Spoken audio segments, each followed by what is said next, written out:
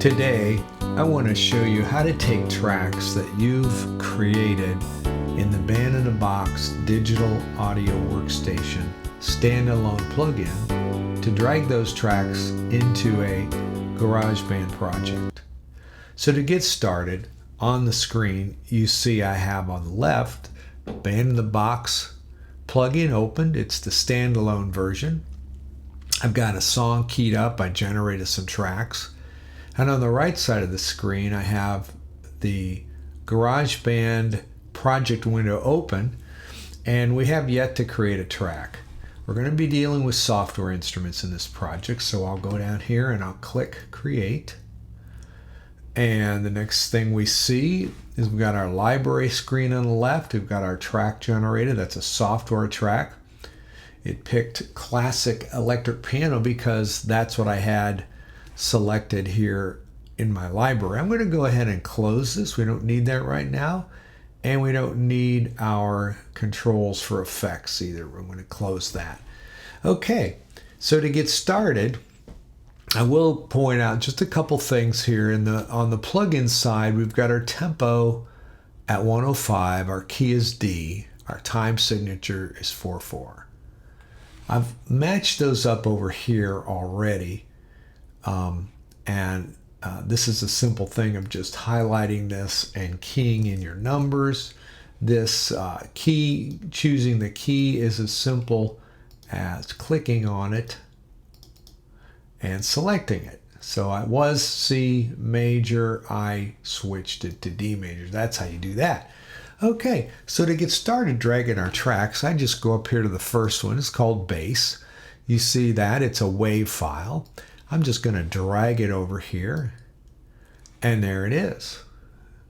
There is our bass WAV file, same track. It's got quite a lengthy name. Now, when you do this, you want to change the name, make sure you highlight just the text where the name is. I like a little bit shorter name. I'll go ahead and do it this way.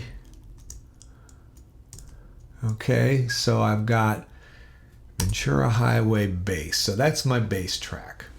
Okay, and I simply just go down the list. The next one I've got here I've highlighted is the WAV file for guitar 1. I drop that in, and it's there. I go drums are next, right? So we just see how simple this is. Really nice feature. Why would you want to do this? Why would you want to be dragging your tracks from one to another? Well, it could be just as simple as you're a little bit more comfortable working in your digital audio workstation of choice. Mine's GarageBand. If I want to add vocals or maybe a loop, a GarageBand loop, I find it's much easier to do it on a platform I'm already comfortable with. So there we've got our tracks. I'm going to go ahead and, since I can, shorten the names.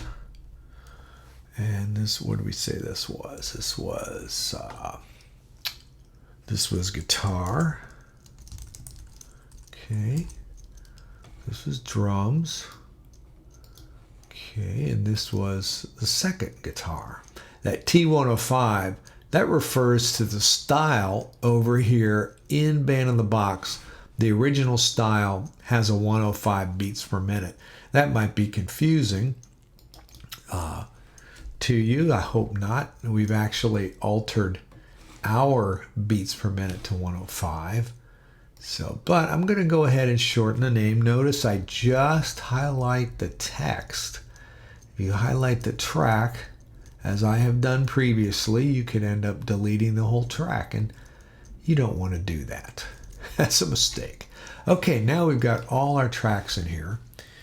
It'd be a good time to hear. I'm going to go ahead and delete this. This one is clutter right now, just in our way. We don't need it.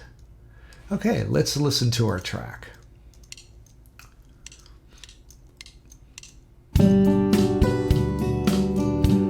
Okay, so what we're hearing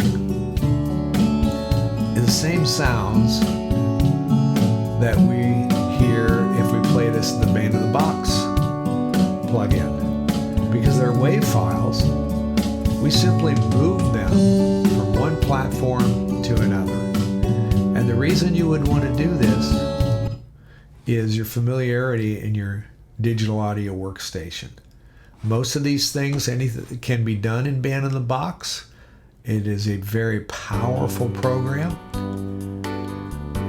but often for sake of speed and convenience, we'll do things in the digital audio workstation we're already familiar with. In this case, GarageBand.